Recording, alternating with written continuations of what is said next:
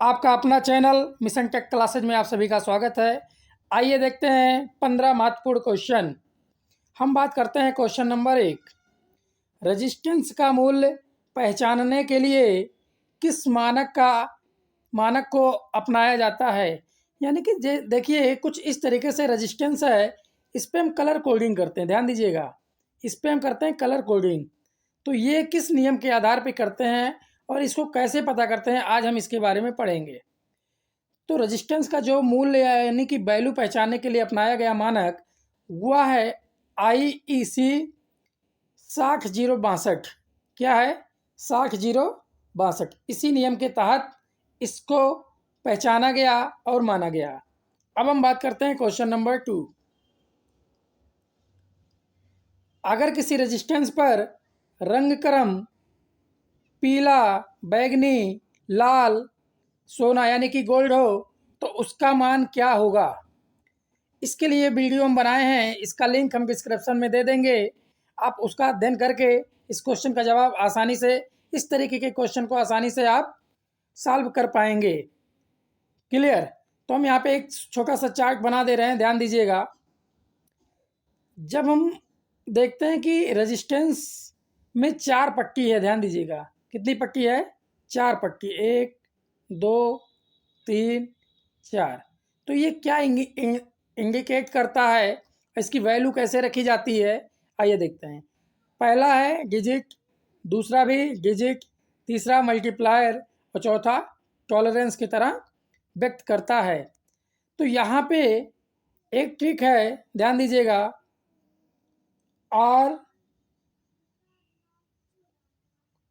एक ट्रिक है, B B Roy is Great Britain very good wife. Clear? B B Roy is Great Britain very good wife. इसका value देखिएगा 0 1 2 3 4 5 6 7 8 9। तो ये जो फर्स्ट 2 पट्टी होती है, इसके 2 डिजिट इस तरीके से डायरेक्ट यही मान रख दिया जाता है। तो हम देखेंगे पहला क्या है, पीला यानी कि येलो। येलो की वैल्यू क्या है? 4। येलो की वैल्यू क्या है? 4। अब देखिए सभी ऑप्शन में 4 दिया है। और वैगनी, वैगनी यानी कि वैलेट, वैलेट का क्या है? 7। देखिए ये है ना, वी का क्या है? 7। तो यहाँ पे रखेंगे सीधा 7 गुड़े। लाल, बी रॉय, और आर मतलब रेड, रेड क्या है? 10। तो इसको लिखेंगे 10 के पावर 2। और गोल्ड है ±5%। क्लियर? तो 47 गुड़े 10 के पावर 2 ±5%। तो इस तरीके से तो यहाँ पे कहीं दिया नहीं है। अब इसको हम लिख सकते हैं फाइनली 4.7 के ओम ±5%। तो ऑप्शन नंबर 3 सही है, 4.7 किलो ओम ±5%। तो ऑप्शन नंबर सी सही है। क्लियर? इसको बहुत अच्छी तरीके से वीडियो में समझाया गया है, डिस्क्रिप्शन में लिंक दे देंगे, आप इसको देखिएगा, फिर इस प्रैक्टिस को हल करिएगा, बहुत ही आनंद आएगा।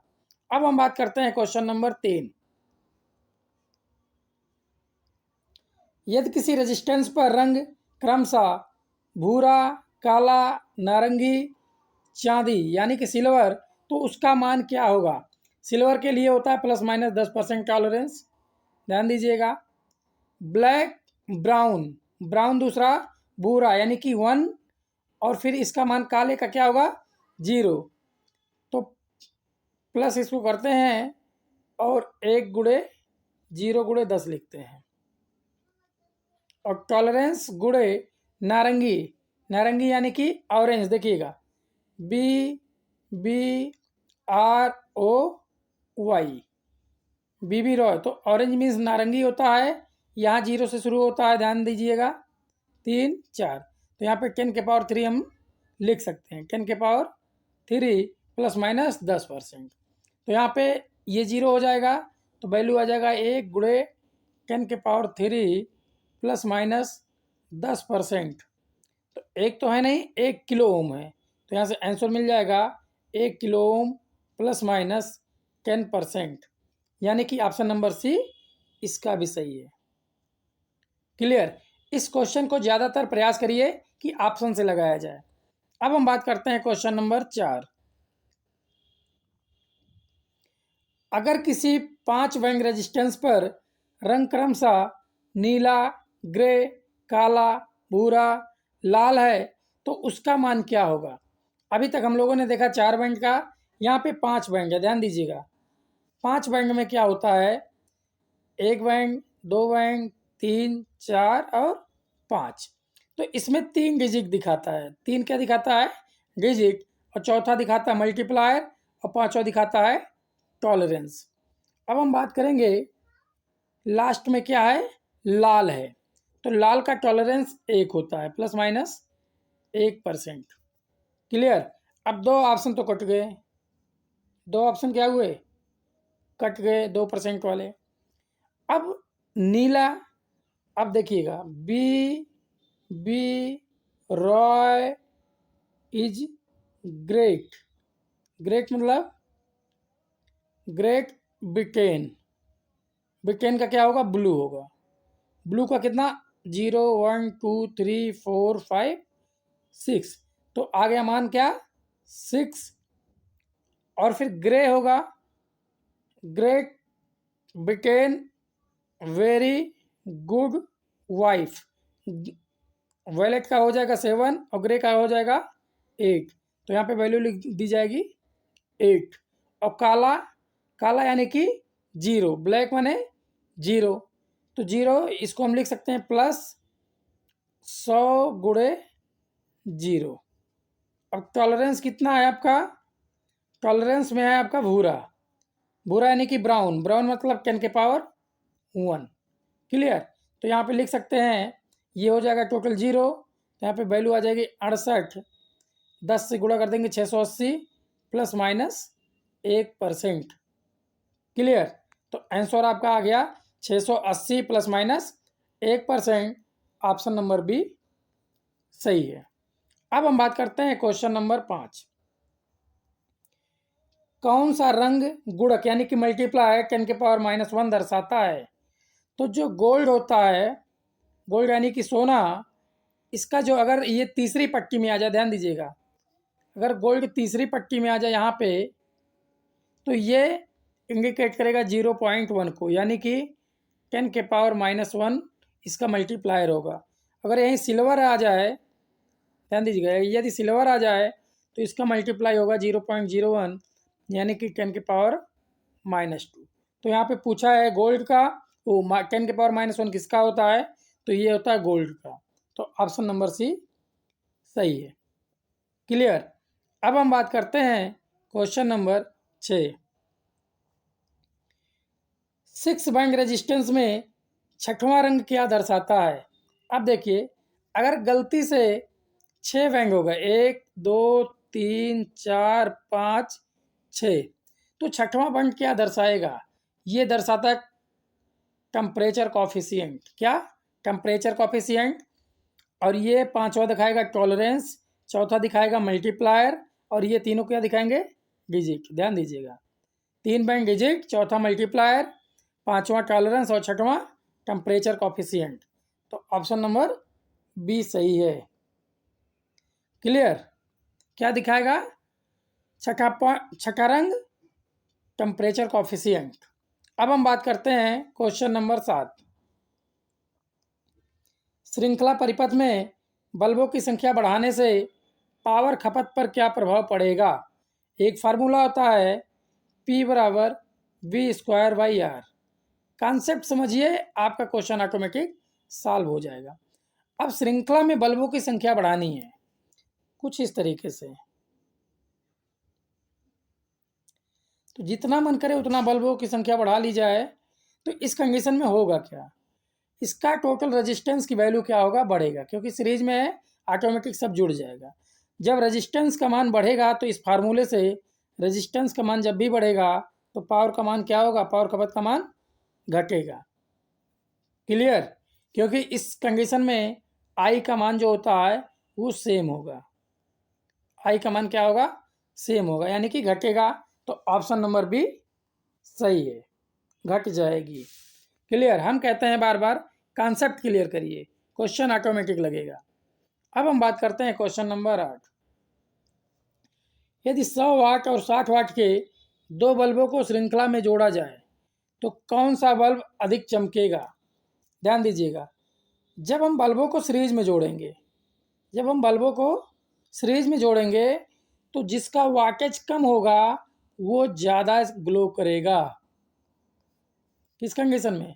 जब हम बल्ब को सीरीज में जोड़ेंगे तो जिसका वाटेज कम होगा वह ज़्यादा ग्लो करेगा, और जब हम बल्बों को पैरेलल में जोड़ेंगे तो जिसका वाटेज ज़्यादा होगा वो ज़्यादा ग्लो करेगा। ये दो कॉन्सेप्ट क्लियर रखिएगा। सीरीज में कम वाट वाला बल्ब ज़्यादा ग्लो करेगा, पैरेलल में ज़्यादा वाट वाला बल्ब ज़्यादा ग्लो करेगा। तो यहाँ पे पूछ रहा है सीरीज में, तो ऑप्शन नंबर बी 60 वाट सही है। क्लियर? क्योंकि आप अपने घरों में अभी देखिए, घरों की वायरिंग जो होती है वो पैरेलल में यानी कि समानांतर में होती है। जब हम जितना ज़्यादा वाट का लाते हैं वह बल्ब उतना ज़्यादा चमकता है। क्लियर? प्रैक्टिकल आपके सामने आपके घर पर है। अब हम बात करते हैं क्वेश्चन नंबर 9। यदि 220 वोल्ट सप्लाई 100 वाट और 60 वाट के बल्बों को श्रृंखला में जोड़ा जाए तो कौन सा बल्ब पहले फ्यूज होगा? कौन सा बल्ब पहले फ्यूज होगा? ध्यान दीजिएगा, कॉन्सेप्टुअल क्वेश्चन है। अगर पावर का मान कम है तो रेजिस्टेंस का मान ज़्यादा होगा, तो रेजिस्टेंस का मान ज़्यादा होगा तो वोल्टेज का मान क्या होगा? ज़्यादा ड्रॉप होगा। रेजिस्टेंस ज़्यादा, वोल्टेज ज़्यादा ड्रॉप, क्योंकि ये श्रृंखला में है तो आई का मान सेम होगा। आई का मान क्या होगा? सेम होगा। इसलिए कम वाट वाले बल्ब में वोल्टेज ड्रॉप ज़्यादा होगा। ध्यान दीजिएगा, कम वाट वाले बल्ब में वोल्टेज ड्रॉप ज़्यादा होगा, इसीलिए कम वाट वाला ही बल्ब फ्यूज होगा यदि वोल्टेज का मान सेम होगा दोनों में। तो इसलिए ऑप्शन नंबर बी ये भी सही है, 60 वाट का बल्ब फ्यूज हो जाएगा। क्लियर? आप कॉन्सेप्ट पकड़िए, इधर उधर मत भटकिए, एमटीएससी के साथ जुड़िए और एक एक नंबर से अपना सिलेक्शन सुनिश्चित करिए। अब हम बात करते हैं क्वेश्चन नंबर 10। यदि एक संधारित्र की प्लेटों की दूरी बढ़ा दी जाए तो इसकी धारिता पर क्या प्रभाव पड़ेगा? प्लेटों की दूरी, यानी कि एक फार्मूला होता है C बराबर ε0 इंटू A/D, ये धारिता का फार्मूला होता है। तो अब डी क्या है? दो प्लेटों के बीच की दूरी। अगर दूरी को क्या कर रहे हैं? बढ़ा रहे हैं। दूरी बढ़ाएंगे तो धारिता क्या होगा? कम होगा, यानी कि घट जाएगा। क्लियर? ऑप्शन नंबर बी सही है। अब हम बात करते हैं क्वेश्चन नंबर 11। यदि किसी संधारित्र की धारिता को दोगुना कर दिया जाए तो संग्रहित ऊर्जा पर क्या प्रभाव पड़ेगा? अब धारिता को दूना किया जा रहा है। किसको किया जा रहा है? धारिता को दूना किया जा रहा है। तो एक फार्मूला होता है E बराबर हाफ CV², हाफ CV², यानी कि यहाँ से मिल जाएगा E समानुपाते C। तो यदि धारिता को दोगुना किया जा रहा है, धारिता को दोगुना किया जाएगा तो ये आपका संचित ऊर्जा भी दोगुना हो जाएगा, इसलिए ऑप्शन नंबर बी सही है। Concept clear? धारिता का जो काम है, यानी कि कैपेसिटर का क्या काम है? ये वोल्टेज परिवर्तन का विरोध करता है। क्या करता है? वोल्टेज परिवर्तन का विरोध करता है। क्लियर? और संचित ऊर्जा का जो फार्मूला होगा वो हाफ CV² होता है। क्लियर? Concept clear? अब हम बात करते हैं क्वेश्चन नंबर 12। जब किसी संधारित्र को डिस्चार्ज किया जाता है तो उसमें संचित ऊर्जा का क्या होता है? वह प्लेटों में स्टोर रहती है, वह विद्युत प्रवाह में बदल जाती है, वह पूर्णतः समाप्त हो जाती है, वह यांत्रिक ऊर्जा में बदल जाती है। ऑप्शन नंबर बी, वह विद्युत ऊर्जा में बदल जाती है। क्लियर? किसमें? विद्युत ऊर्जा में बदल जाती है। क्योंकि जब कोई कैपेसिटर, ध्यान दीजिएगा, यहाँ पे मान लीजिए दो टर्मिनल है तो इसके बीच में रेजिस्टेंस लगा दिया जाता है जो ऑटोमेटिक डिस्चार्ज होता रहता है। क्लियर?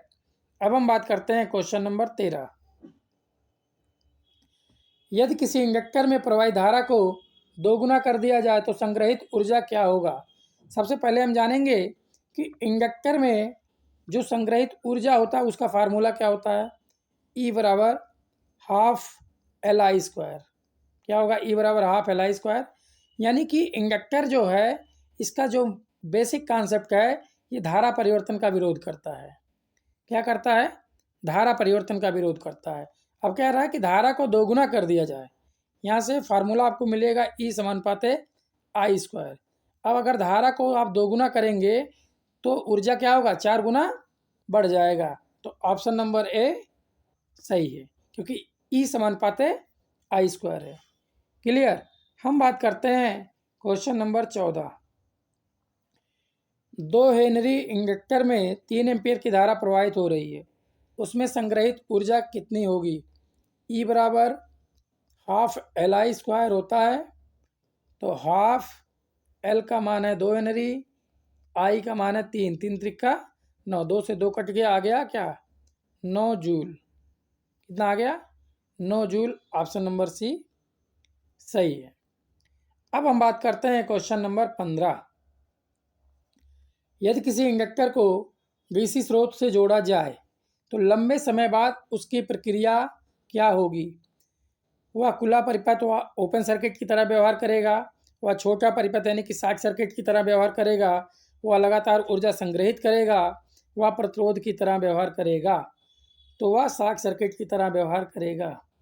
क्लियर। जब भी हम किसी इंडक्टर में डीसी सप्लाई देते हैं तो कुछ देर बाद वह शॉर्ट सर्किट की तरह व्यवहार करने लगता है, यानी कि एक सीधे तार की तरह व्यवहार करता है। क्लियर। अगर इस वीडियो से आपको कुछ मिला हो या अच्छा लगा हो तो इस चैनल को लाइक करें, सब्सक्राइब करें, शेयर करना ना भूलें और साथ में MTC के साथ जुड़िए जिससे आपका एक एक नंबर से सिलेक्शन होना सुनिश्चित हो। Thank you. धन्यवाद।